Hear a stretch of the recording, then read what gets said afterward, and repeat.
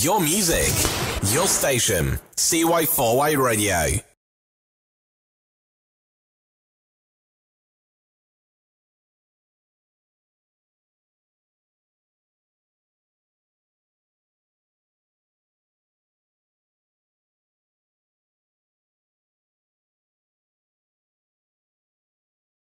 Before I joined the band, they gave me 5 tracks or so on CD, and that was the one for me. That well, no, you emailed them to me, didn't you? Yes. Anyway, irrelevant. No, it's just the word CD for me sounded very old-fashioned. Give it to him on a nice piece of vinyl. Yeah, we had the wax pressing done, and it was beautiful after that. It was like suitcase reel-to-reel things. Wow. So you started mentioning some of the tracks, and we'll talk about the one you're giving away. But you've obviously been out gigging recently, and you've got more coming up. Do you want to tell us, obviously, if people want to see you, where they can go and what they can do? Yeah, we've got Windy Stock coming up on the 28th. Cool. We've got one the day before, which is in Oldham on the 27th at the Castle with a band called Super 8 Cynics. I think that's happening. It's one of those ones that was kind of confirmed months ago, and keep getting the odd email saying we're still on. It's like, and that's it. So. But as far as I know, that is happening. We are booking some more. Are we doing? I think we're playing a little one at the Mac. I think we're going to try. I'll have to talk to Scott at the Mac. If you've not heard of the Mac, do you know the Mac? That's a new place. We replaced one of the pubs just down London Road. Oh right, okay. Really nice new real ale type place. It's a good spot. And he's starting to put gigs on Saturday nights. I think he's got like a regular, as it were, house band. Not house band. What's the word? Resident band, that's the one. Who are playing every other week, and then on the other Saturdays and bringing people in. So hopefully, we're going to aim to do the 14th this month. Trying to get in with a few more pub gigs, because technically before it would have been a nightmare for us to do it, because we had that much gear, even though we were a 2-piece at the time. We had so much gear, it was ridiculous. So it was like vans every time, and we could only play sort of like Manchester-y type venues, and now it's great because we can actually we've stripped that right back.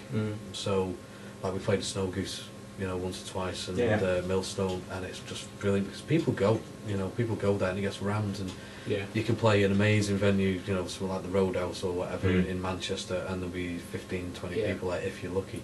Really? So it's just how it is. You've got to go where the people are. I think the scene that you get in the small town, I mean, Manchester, as we've said, it's got a great scene going on, but sometimes you go to some of the more professional type venues, and you'll get a group of people turn up to see one of the bands, and they'll be there for that band, and they won't be there for any of the other bands necessarily, or some of them won't. So you do get that happening sometimes. So you don't really have a chance to impress people sometimes with those kind of types. But in Mac, the scene I think is so small, and also the lack.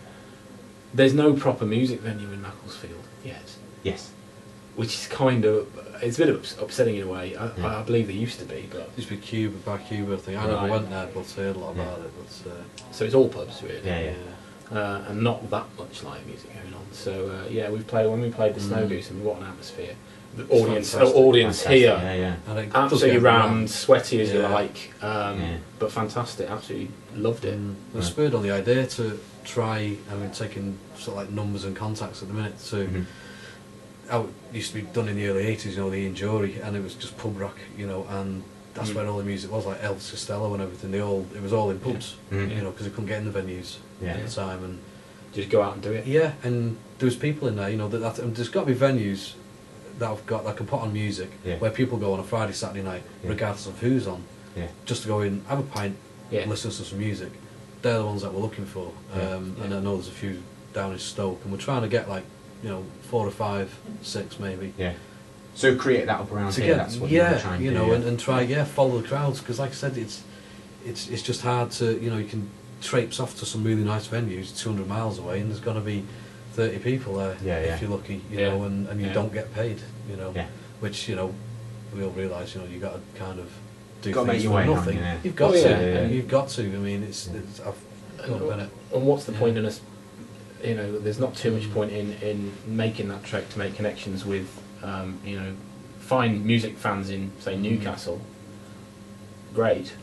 When we've got people who hopefully are going to appreciate what we're doing here on your doorstep. That we ought to be concentrating on now, I think that can come later, can't it? Yeah.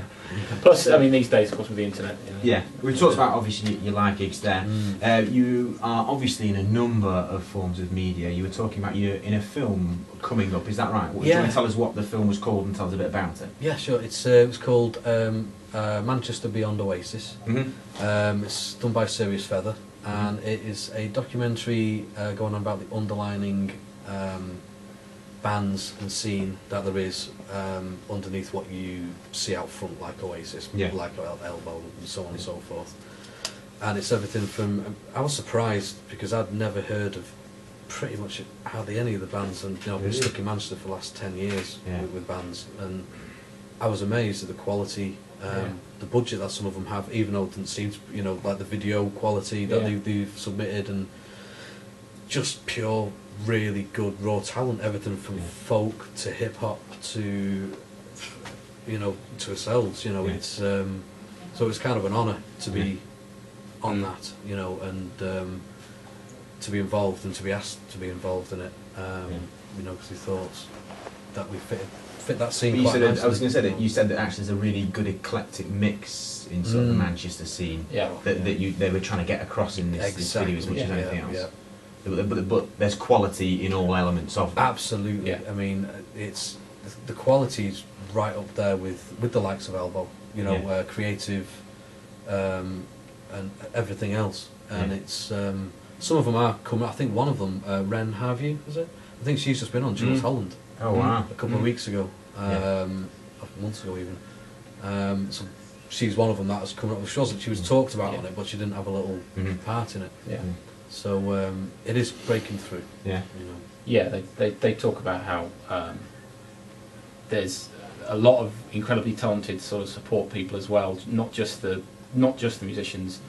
You've got some great venues, of course. And Jay Taylor from Ruby Lounge, who runs Ruby Lounge, he's features in it quite a bit, talking about the scene and how things work with the venues, but also how there's incredible artists for doing album art, great videographers, filmmakers, and everything in between, really. And it's all in Manchester, and people can be within a sort of 2 square mile of a fantastic array of studios, venues, musicians, artists, everything. Yeah, you can actually watch that for free on downloads now as well. That's brilliant. If you Facebook or Google Serious Feather, there's 2 films that they've done on there. The first one they did was Iceland Beyond Sigur Rós, and then there's obviously the Manchester one now, Beyond Oasis.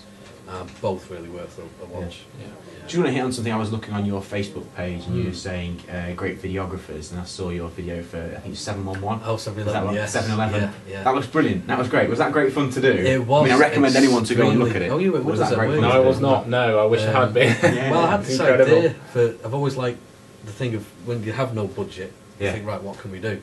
And I always like, because I'm not a bouncy around performer or anything like that, and I always like the visual aspect of doing stuff, and I just came up with this idea of, like the old Bob Dylan track, I can't remember which one it is now, Subterranean, is it? Yeah. Where he's holding up the lyrics. He drops down on it's just stunning, and I just thought it'd be great to do something along those lines, and so we kept obviously the obvious idea of the words and everything, and we just did it all within, I think we did 900 odd photographs. And I was going to say, so it was all done through photograph, and then you've done... I think there's a tiny little bit at the end where it was actually done in real-time stop motion, if you like a little performance thing at the end, but the rest of it was done literally. We put tape on the floor, and the drummer John came out with a like a little grid. It was like, right, first one, you there, you there, second one, and it all came together like really. I think it's one of the best ones I've seen on sort of like Facebook style. It's brilliant.